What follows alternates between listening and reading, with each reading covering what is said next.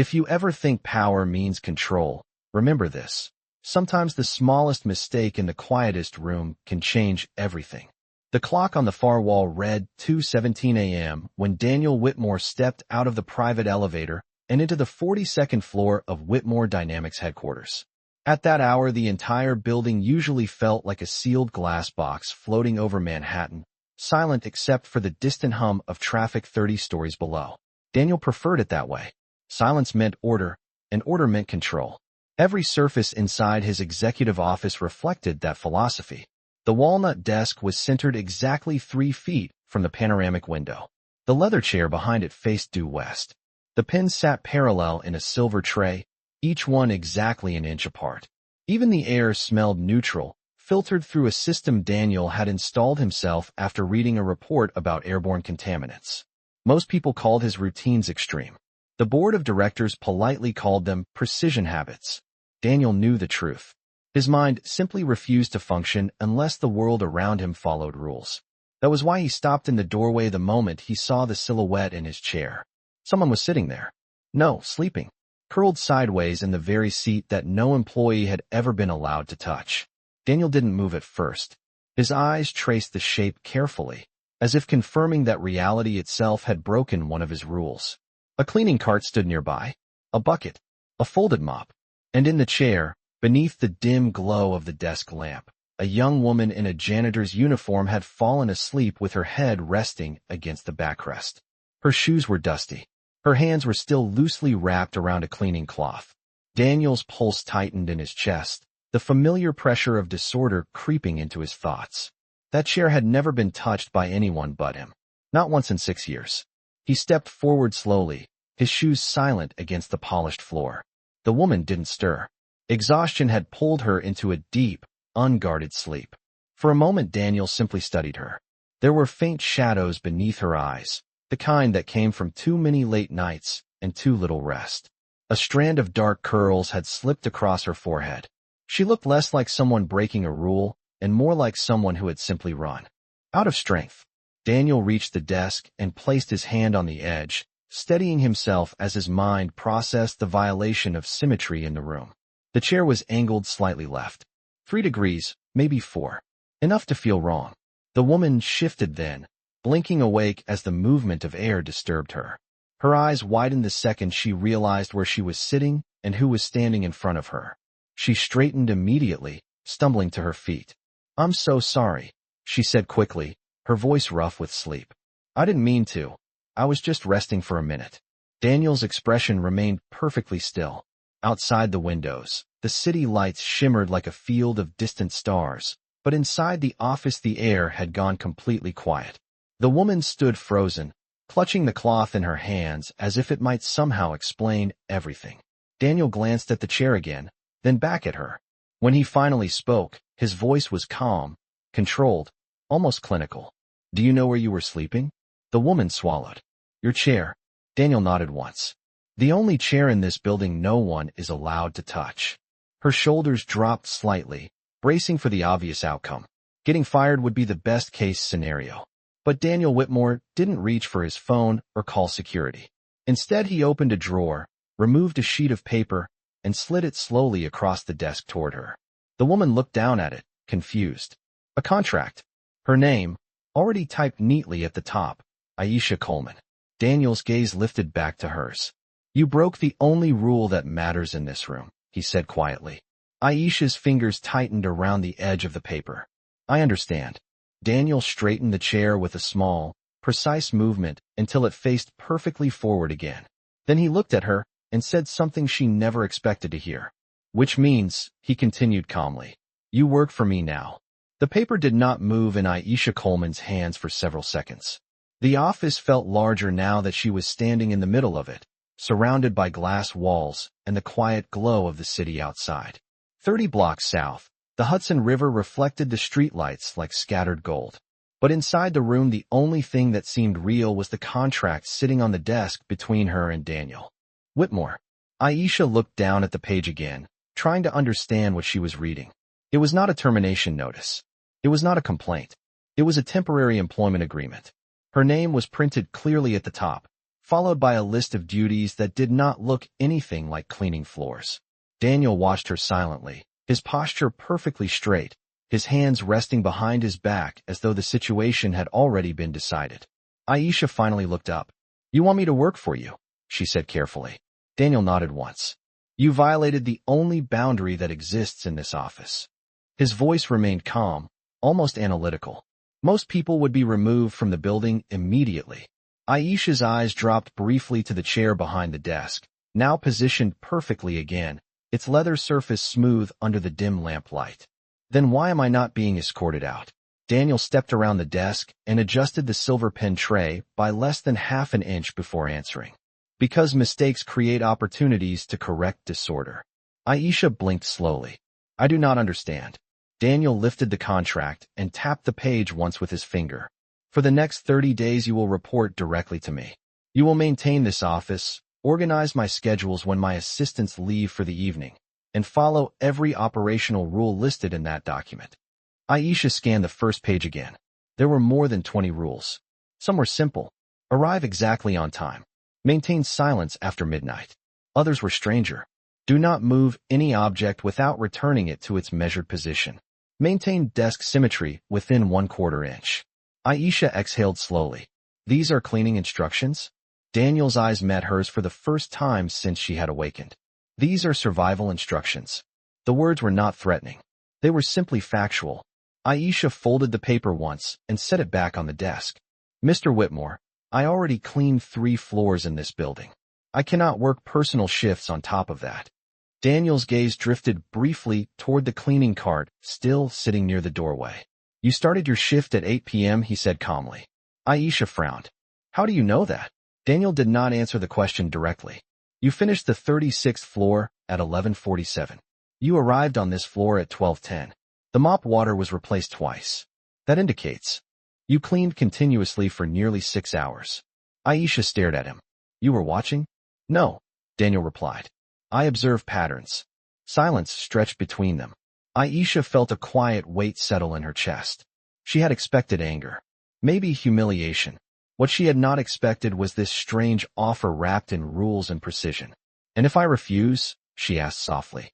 Daniel slid the contract back toward her again. "Then you return to your normal duties, and we pretend this moment never happened."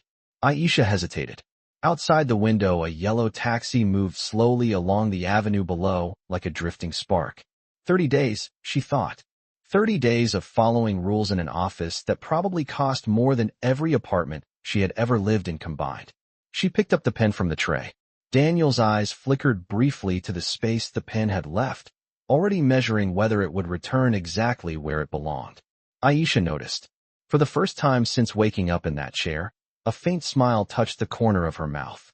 She signed the contract and placed the pen back down, not perfectly straight, but just slightly angled.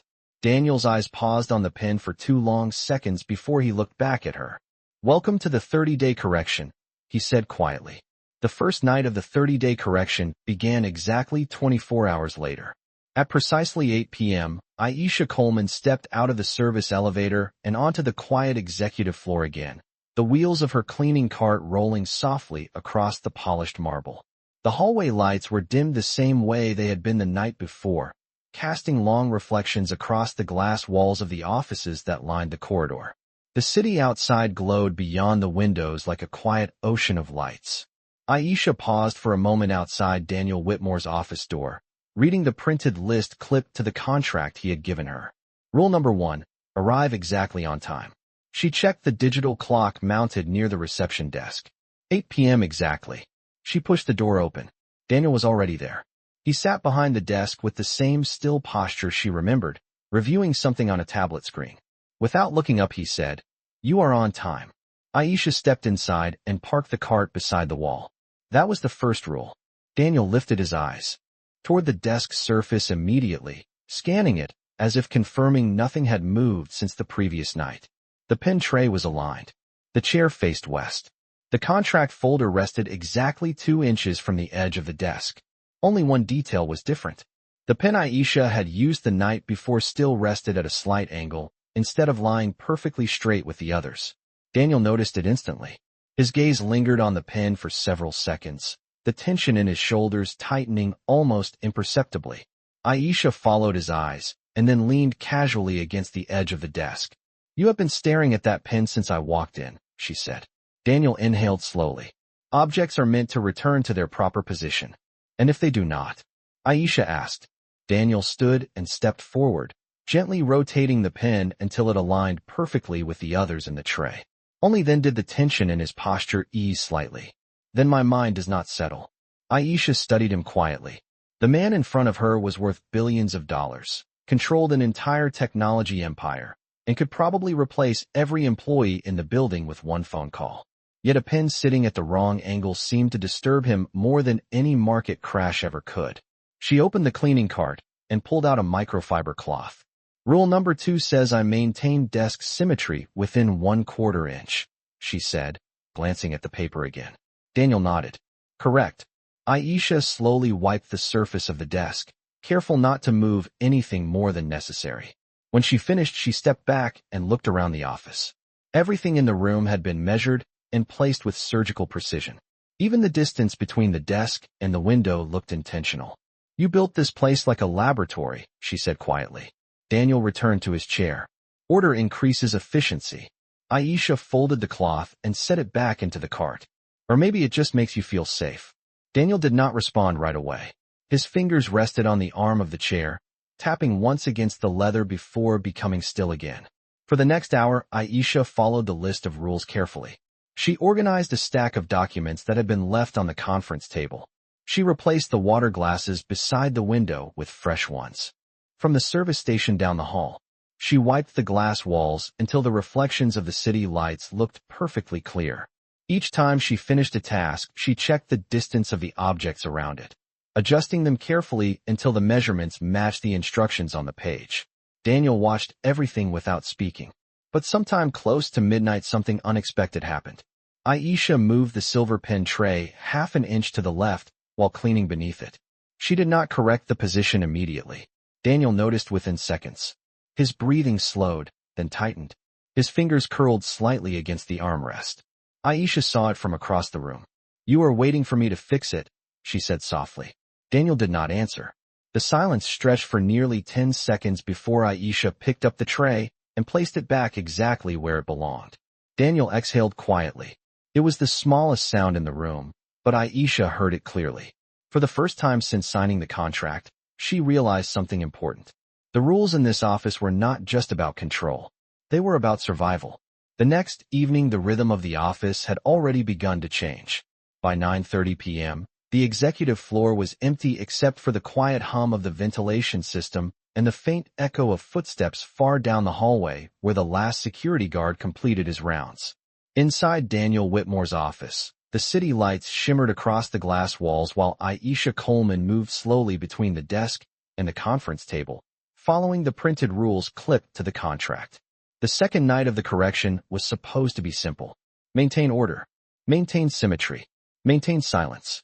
But the longer she worked in that room, the more she noticed something unusual about the man who owned it. Daniel did not just prefer order. He depended on it. Every movement he made seemed to orbit around invisible measurements only he could see. At exactly 10 p.m., he adjusted the angle of the desk lamp by a fraction of an inch. At 10:15, he straightened the stack of reports beside his tablet until the corners aligned perfectly. At 10:27, he walked to the window, checked the reflection of the desk in the glass, and returned to his chair without speaking. Aisha watched quietly while wiping the surface of the conference table. "You check the room every 15 minutes, she said eventually. Daniel looked up from the tablet. "Observation improves accuracy." Aisha folded the cloth and set it aside. "No. Observation calms you down." Daniel's fingers paused above the screen. For a moment the room went completely still except for the distant sound of a siren somewhere far below on the street. "You assume a lot for someone who has been here less than 48 hours, he said. Aisha leaned lightly against the edge of the conference table. "You stop breathing normally when something moves out of place," she replied calmly. Daniel said nothing. His silence confirmed enough. Aisha walked back to the desk and lifted the silver pen tray again, sliding it 2 inches toward the center of the desk instead of the exact spot marked on the contract instructions. Daniel's reaction was immediate. His shoulders stiffened. His eyes locked onto the tray as though the entire balance of the room had suddenly shifted. Aisha waited. 10 seconds passed. 15. Daniel's fingers curled slowly against the armrest of the chair. His breathing grew shallower, more measured, like someone forcing himself to stay calm while standing too close to the edge of something invisible. "You are testing the rules," he said quietly. Aisha met his gaze. "No," she replied. "I am testing you." Another 10 seconds passed before she returned the tray to its correct position. The change in Daniel was subtle but unmistakable. His shoulders lowered slightly. The tension in his jaw softened. He inhaled once and released the breath slowly through his nose. Aisha watched him carefully. "You see," she said gently. The room did not collapse because the tray moved. Daniel looked down at the desk again as though verifying that every object had returned to its correct place. "The room did not collapse," he said, "but the pattern broke." Aisha crossed her arms loosely. "And you think patterns protect you?" Daniel finally looked at her again. "Patterns create predictability." Aisha tilted her head slightly. "Predictability is not the same thing as safety." The quiet words lingered in the air between them. Daniel did not answer immediately. Instead, he stood and walked slowly toward the window overlooking the river, his reflection stretching across the glass like a second version of himself standing in the city lights. When he finally spoke, his voice was quieter than before. "Most people break rules out of carelessness," he said. "You break them intentionally." Aisha smiled faintly. "Only the ones that need to be broken." Daniel turned back toward the desk. For the first time since the contract had begun, something in his expression shifted. It was not anger. It was curiosity. The third night arrived with rain drifting softly across the glass walls of the skyscraper, turning the city lights outside into blurred streaks of gold and white. Inside the quiet office, the rhythm of the room had begun to settle into something almost predictable. At 8 p.m. sharp, Aisha Coleman stepped through the door, her cleaning cart rolling beside her, and Daniel Whitmore glanced briefly at the digital clock before returning to the documents spread across his desk. 8 p.m. exactly, he said without looking up. "You are consistent." Aisha shrugged lightly while placing the cart beside the wall. "I follow the rules when they make sense." Daniel did not respond, but the faintest hint of amusement crossed his expression before disappearing again. For the next hour, the room moved through its familiar routine. Aisha cleaned the glass surfaces, organized the conference table, and replaced the water glasses near the window. Daniel reviewed financial projections on his tablet, occasionally adjusting the position of an object on the desk by a fraction of an inch. The silence between them no longer felt tense. It felt measured, like two people learning the rhythm of a conversation that did not always require words. Around 10:30, the rain outside intensified, tapping softly against the tall windows. Aisha finished wiping the desk and glanced toward Daniel. Something about his posture had changed. His shoulders were rigid, his gaze fixed on the surface of the desk, as if searching for something that was not there. "Did something move?" she asked quietly. Daniel did not answer immediately. His breathing had become shallow again, the same pattern she had noticed the night before when the pen tray shifted out of place. Aisha followed his line of sight and noticed the problem almost instantly. The stack of reports beside the tablet was slightly uneven, the top page angled by less than half an inch. To most people, the difference would have been invisible. To Daniel, it looked like a crack in the foundation of the room. His fingers pressed against the edge of the desk, unmoving, as if he was forcing himself not to react. "You can fix it," Aisha said gently. Daniel shook his head once. "If I correct every disruption immediately, the pattern becomes dependency." Aisha studied him with quiet interest. "So you were trying not to move it?" Daniel nodded, but his eyes never left the papers. Another minute passed. The tension in the room grew heavier with every second the stack remained misaligned. Aisha slowly walked across the office until she stood beside the desk. "You are breathing too fast," she said calmly. Daniel did not deny it. His voice was lower now. "The pattern is broken." Aisha leaned forward slightly and placed one finger on the corner of the top page, rotating it until the edges aligned perfectly with the rest of the stack. The motion took less than a second. Daniel closed his eyes briefly as the order returned. The breath he released sounded almost like relief. For a moment, neither of them spoke. Rain continued to slide down the windows behind them while the city lights shimmered beyond the glass. Finally, Daniel opened his eyes and looked at the stack of papers again, confirming the alignment. Then he looked at Aisha. "You did not hesitate," he said quietly. Aisha gave a small shrug. "It was just a piece of paper." Daniel studied her for a long moment before speaking again. "No," he said. "It was a disruption." Aisha crossed her arms loosely. "Then maybe you should hire someone who knows how to handle disruptions." Daniel glanced around the perfectly ordered office, then back at her. Something thoughtful moved behind his eyes. "Perhaps," he said slowly. "That is exactly what I have done." The fourth night arrived with a cold wind sweeping through the streets below, pushing thin clouds across the sky and dimming the glow of the moon above Manhattan. Inside the 42nd floor office, the atmosphere felt different from the previous evenings. The room was still silent, still precise, still arranged according to the invisible measurements Daniel Whitmore trusted more than anything else in his world. But something had shifted between the two people inside it. Aisha Coleman noticed it the moment she walked through the door at exactly 8 p.m. Daniel was not behind the desk reviewing reports as usual. Instead, he stood near the window overlooking the Hudson River, his hands resting lightly on the back of the chair. As he studied the reflection of the room in the glass. "You are early," he said quietly without turning around. Aisha glanced at the clock near the reception desk outside the office. 8 p.m. exactly, she replied. Daniel looked at the reflection again before finally facing her. "Most people rush to finish their work. You arrive like someone who is not in a hurry to leave." Aisha pushed the cleaning cart into its usual place beside the wall. "I work 2 other jobs after this," she said calmly. "Leaving early is not really an option." Daniel watched her for a moment as she arranged the cloths and cleaning bottles inside the cart. Something about the way she moved through the room seemed to disturb his usual calculations. She did not rush, but she did not hesitate either. Every movement looked deliberate. She wiped the conference table first, then the glass panels beside the shelves, then the edge of the desk. When she finished, she stepped back and studied the office the way a person might inspect a finished puzzle. Daniel returned to his chair and opened the tablet again, but his attention drifted away from the screen almost immediately. "Why did you fall asleep that night?" he asked suddenly. Aisha paused beside the desk. "You mean in the chair?" Daniel nodded once. "You were in the middle of cleaning." The cart was still beside the door. Aisha hesitated for a second before answering. "Because I had already been awake for almost 20 hours. Daniel lowered the tablet slowly. "Explain." Aisha rested one hand lightly against the edge of the desk. "My shift at the hospital cafeteria starts at 5 a.m. I work there until 11. After that I take my son to school and pick up a few hours cleaning apartments downtown. Then I come here at 8 p.m. The room grew quiet again as the details settled into the air between them. Daniel's mind moved quickly through the numbers. "That leaves approximately 4 hours of sleep per night," he said. Aisha shrugged gently.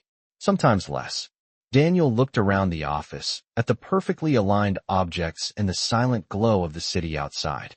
For the first time since the contract had begun, the rules printed on the paper inside his drawer seemed less important than the person standing across the desk. "And yet you still follow every instruction in this room," he said slowly. Aisha smiled faintly. "Your rules are easier than real life." Daniel leaned back in the chair, absorbing that answer. The statement lingered in his mind longer than he expected. Outside the window, a ferry moved slowly across the river, its lights drifting through the darkness like a quiet signal. Daniel finally spoke again, his voice thoughtful now instead of analytical.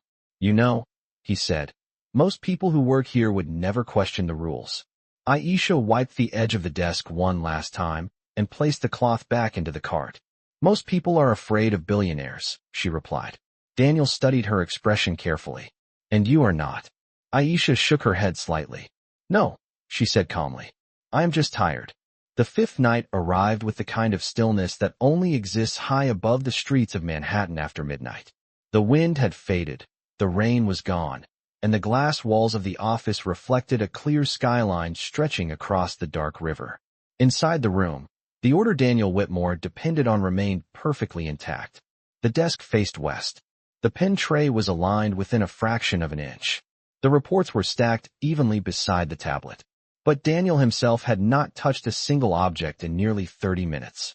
He sat quietly in his chair watching Aisha Coleman move through the office with the same calm rhythm she had developed over the past several nights.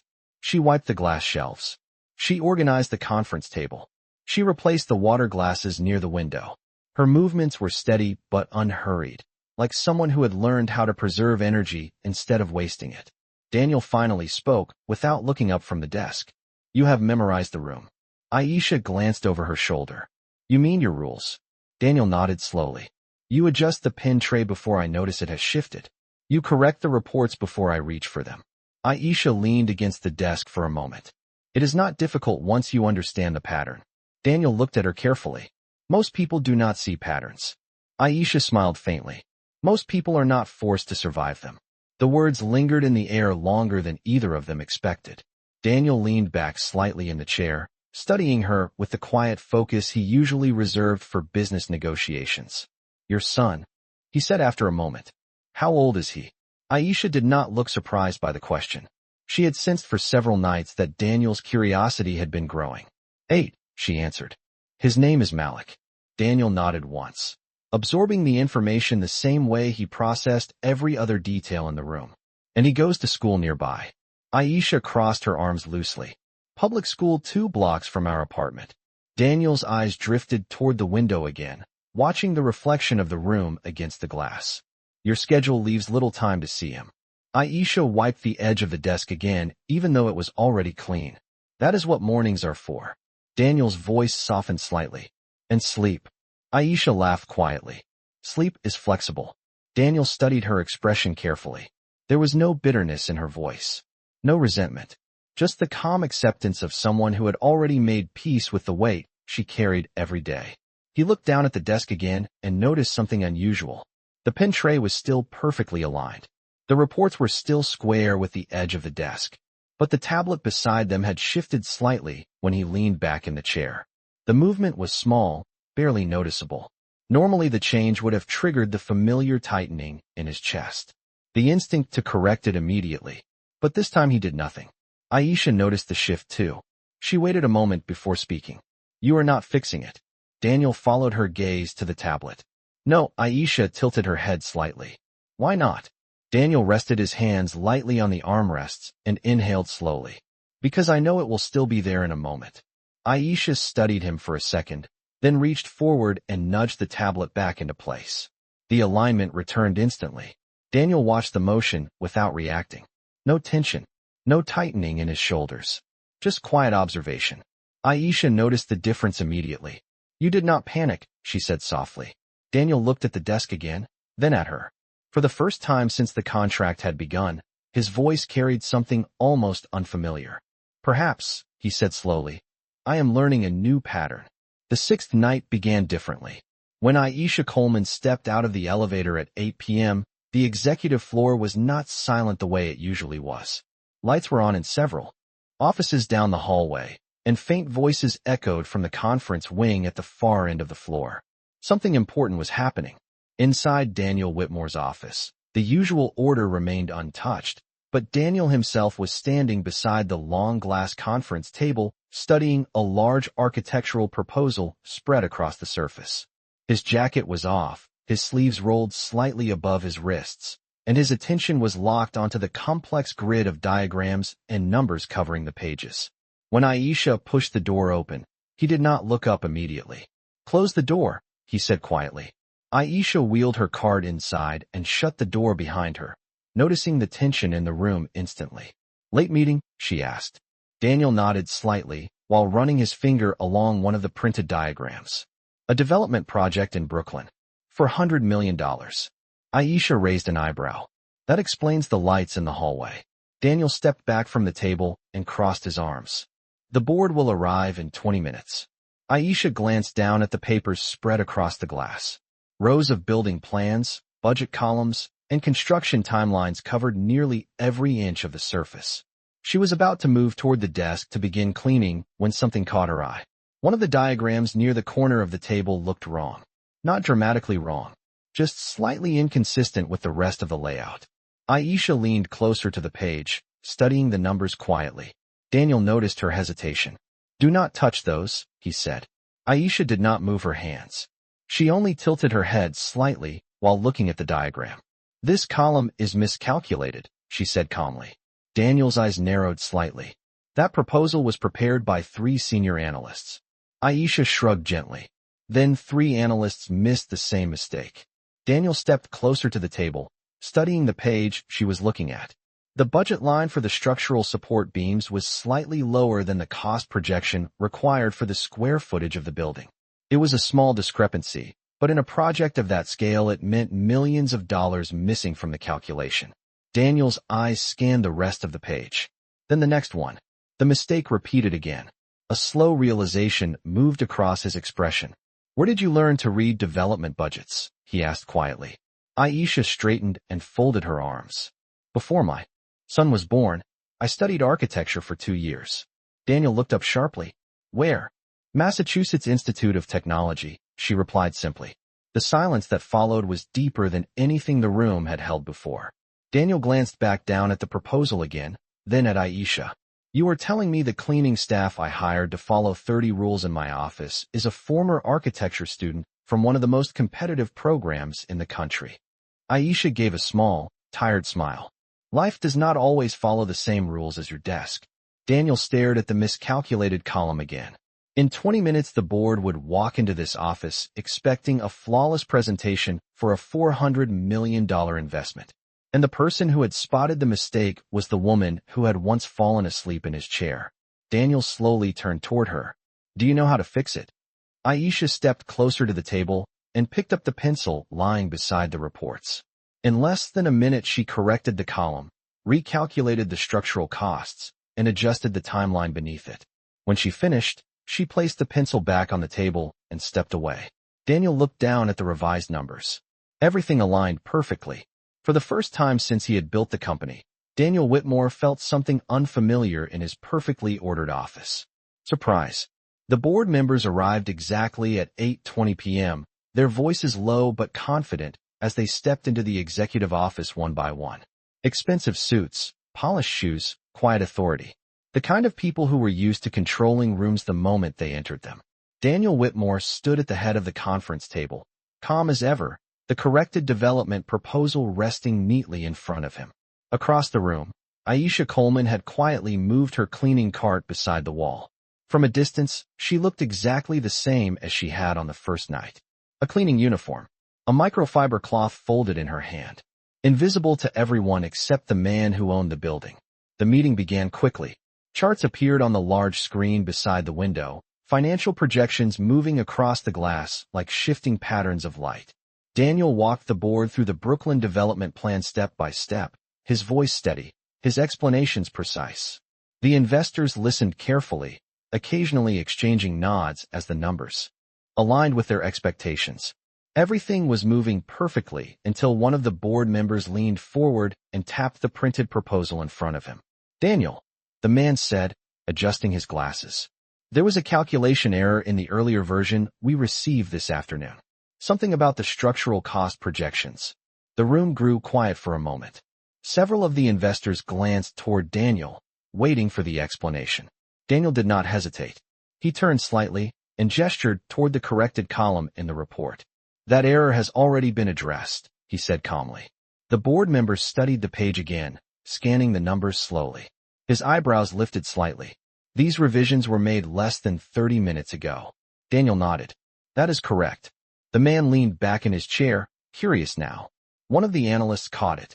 Daniel's eyes moved across the room until they rested on Aisha, standing quietly beside the wall. For a moment he said nothing. Then he spoke in the same calm voice he used when announcing billion-dollar acquisitions. "Actually," he said, "the correction came from someone else." The investors followed his gaze. Their attention landed on the woman standing near the cleaning cart. Confusion flickered across several faces. Daniel stepped away from the head of the table and walked toward her. The movement alone was enough to change the energy in the room. Billionaires did not usually cross the room during board meetings to speak to cleaning staff. Daniel stopped beside Aisha and looked back at the investors. "This is Aisha Coleman," he said simply. The room remained silent. Aisha stood still, unsure whether she should step forward or remain exactly where she was. Daniel continued speaking.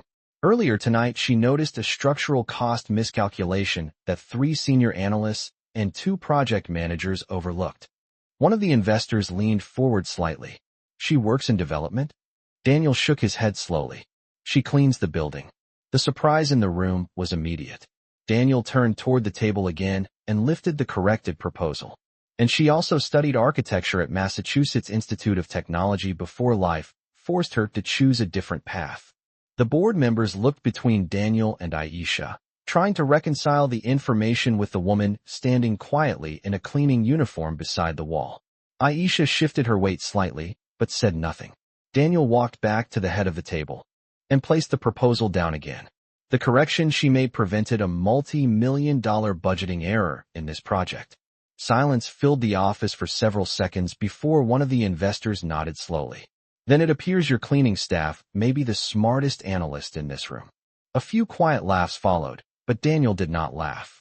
He simply looked toward Aisha again, his voice calm, but unmistakably certain. Sometimes, he said, the most valuable person in the room is the one everyone else overlooked.